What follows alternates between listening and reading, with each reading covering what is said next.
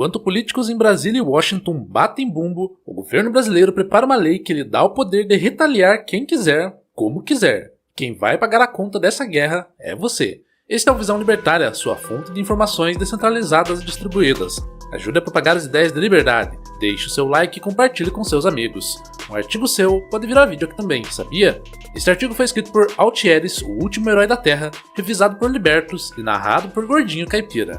A engrenagem estatal não para de girar, e quase sempre ela gira para expandir o seu próprio poder. A notícia da vez é mais um exemplo clássico dessa dinâmica. Diante da imposição de uma nova tarifa de 50% sobre produtos brasileiros por parte do governo daquele país que estatistas chamam de Estados Unidos da América, a reação do governo brasileiro foi imediata. Mas não foi uma defesa da liberdade ou do livre comércio, foi o anúncio de mais intervenção. O vice-presidente e ministro do Desenvolvimento, Indústria, Comércio e Serviços, Geraldo Alckmin, anunciou que nos próximos dias será editado o decreto que regulamenta a chamada Lei da Reciprocidade. Sancionada em abril deste ano como a Lei nº 15.122, ela é, na prática, um cheque em branco. Um cheque para que o governo inicie sua própria guerra comercial com seus próprios critérios e com o seu dinheiro. A justificativa é nobre, como sempre. Afirmam que é preciso defender a indústria nacional. Dizem que é uma resposta necessária a medidas protecionistas injustas. Mas ao analisar o que essa lei realmente significa,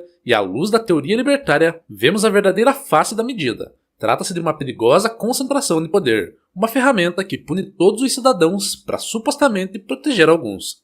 Para entender o perigo, precisamos olhar para a própria lei. A Lei nº 15.122 de 2025 cria um Conselho de Ministros com poder para retaliar países que imponham barreiras a produtos ou serviços brasileiros. As sanções que o governo poderá aplicar são vastas e assustadoras. Elas incluem a suspensão de concessões comerciais, a aplicação de sobretaxas e até mesmo a suspensão de direitos de propriedade intelectual. Imagine a cena: um burocrata em Brasília que nunca administrou uma empresa de importação ou exportação decidirá que uma patente de uma empresa estrangeira não vale mais nada em território nacional. Isso não é defesa. Isso é a destruição da segurança jurídica, o pilar fundamental para qualquer investimento e desenvolvimento econômico. Os critérios para aplicar essa retaliação são propositalmente vagos. A lei fala em interferência nas escolhas soberanas do país, ou a imposição de requisitos ambientais ou trabalhistas mais onerosos do que os previstos em acordos internacionais. O que isso significa na prática? Significa qualquer coisa que o governo de plantão queira que signifique. Essa discricionariedade é a essência do poder tirânico. Ela substitui a clareza das regras pela arbitrariedade da caneta. Empresários, produtores e consumidores não poderão mais se planejar com base em leis estáveis. Terão que adivinhar o humor dos políticos e os ventos da geopolítica. O cálculo econômico se torna impossível quando as regras do jogo podem ser viradas de cabeça para baixo a qualquer momento por um comitê. A Escola Austríaca de Economia, através de pensadores como Friedrich Hayek, nos deu um conceito fundamental: a arrogância fatal. É a crença perigosa de que planejadores centrais podem coletar e processar a informação necessária para organizar a sociedade e a economia de forma mais eficiente que o mercado. A lei da reciprocidade é um monumento a essa arrogância. O comércio internacional é uma rede de complexidade inimaginável. Envolve bilhões de decisões individuais, tomadas por milhões de pessoas todos os dias. Cada preço, cada contrato, cada rota de navio é uma peça de informação e um quebra-cabeça gigantesco. O mercado, através do sistema de preços, coordena tudo isso de forma espontânea e descentralizada. A lei brasileira presume que um conselho estratégico de ministros pode substituir essa ordem espontânea. Eles acreditam que podem, com uma canetada, consertar uma distorção, a tarifa americana, criando outra distorção, a retaliação brasileira. Isso é como tentar apagar um incêndio jogando mais gasolina. Ludwig von Mises, outro gigante da escola austríaca, já explicava que o protecionismo é uma falácia. Uma tarifa não é uma arma contra um país estrangeiro, é uma arma contra os próprios cidadãos. Uma tarifa de importação é simplesmente um imposto pago pelo consumidor local. Quando o governo dos Estados Unidos taxa o produto brasileiro, ele está punindo o consumidor americano, que pagará mais caro. Quando o governo brasileiro retalha taxando um produto americano, ele não está punindo o governo americano, ele está punindo você. Está punindo o brasileiro que precisa daquele insumo para sua fábrica. Está punindo a família, que pagará mais caro pelo produto final no supermercado. A guerra comercial é uma guerra de governos contra seus próprios povos, com os consumidores como as maiores vítimas. Não precisamos ir longe para ver os resultados dessa política. A guerra comercial iniciada por Donald Trump contra a China é um estudo de caso perfeito. Milhares de tarifas foram impostas de ambos os lados, E qual foi o resultado? Um estudo do Federal Reserve Bank de Nova York concluiu que as tarifas foram quase que inteiramente repassadas aos preços para os consumidores e empresas americanas. Elas não alteraram significativamente o déficit comercial e causaram perdas de competitividade e empregos em vários setores. A lógica da retaliação é a lógica da briga de rua. Um empurra, o outro devolve com um soco, e logo todos saem perdendo. A lei de reciprocidade coloca o Brasil oficialmente nessa espiral de irracionalidade. Ela cria um incentivo para que o governo esteja permanentemente em busca de uma briga, para justificar o uso do seu novo e poderoso brinquedo. A retórica é sempre a de proteger os empregos, mas o que o protecionismo realmente faz é proteger produtores ineficientes da concorrência.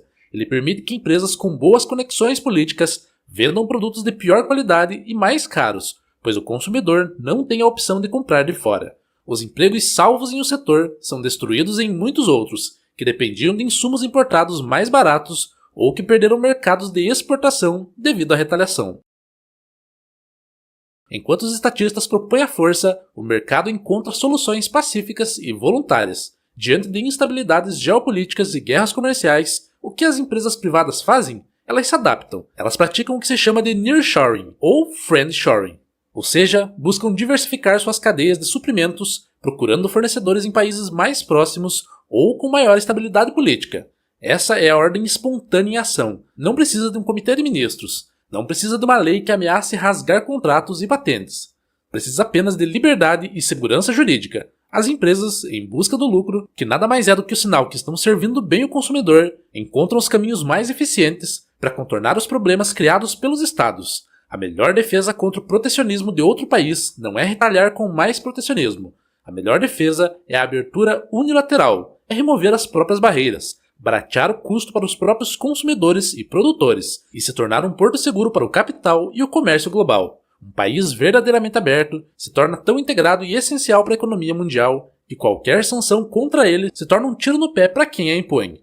Mas essa solução exige coragem, exige confiança nos indivíduos e no mercado. Exige que os políticos abram mão do poder, e isso, como sabemos, é algo que eles raramente estão dispostos a fazer. A lei da reciprocidade é a prova disso. É mais fácil e politicamente mais rentável posar de defensor da pátria e iniciar uma briga do que fazer o trabalho difícil de liberalizar a economia.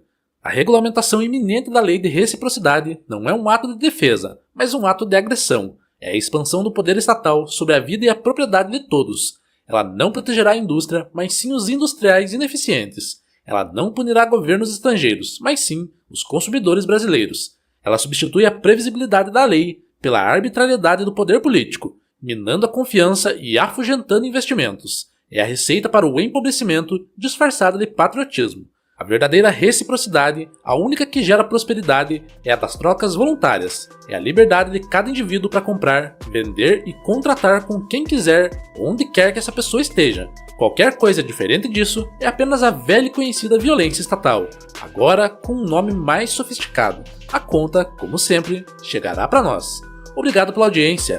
Este é um canal colaborativo. Participe você também. Cadastre-se agora mesmo no nosso site visãolibertaria.com e envie os seus artigos por lá. Os colaboradores recebem recompensas em Bitcoin.